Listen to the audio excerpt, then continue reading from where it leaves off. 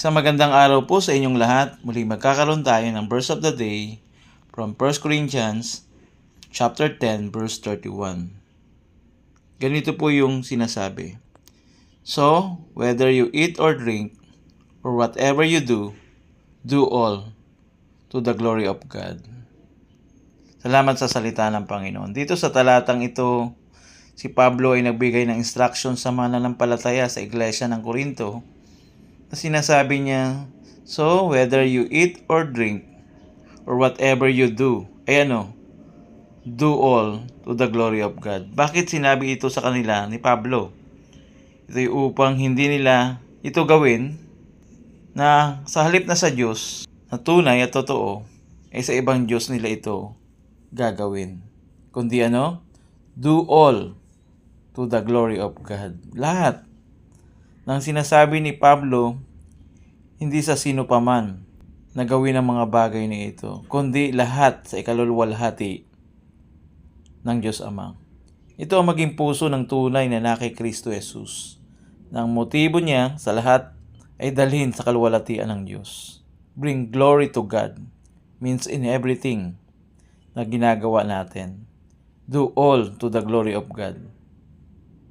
Una, to give thanks to God. Kaya ang tanong niya doon sa naunang talata, doon sa verse 30, kung ako'y nakikisalo na may pagpapasalamat, bakit ako'y tutuligsain ng dahil sa bagay na aking ipinagpapasalamat? Kaya kung tunay na ikay nagbabalik ng kaluwalhatian sa Diyos, hindi sa ilang bagay lang, kundi sa lahat ng bagay ay matutunan nating magpasalamat sa Panginoon. Then secondly, to give no offense. Doon sa verse 32, pagkatapos ng ating talata.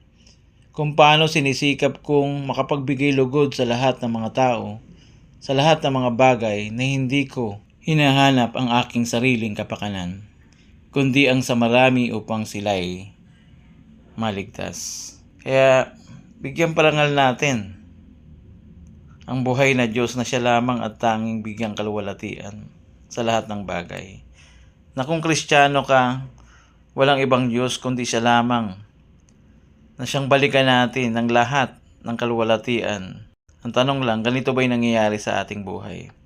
Nawa gawin natin sa ikaluluwalhati ng Diyos with eagerly na laging ninanais sa buhay natin. Ang salitang all for His glory alone. Salamat sa salita ng Diyos. Mula sa ating verse of the day from 1 Corinthians 10 verse 31. Salamat sa salita ng Diyos.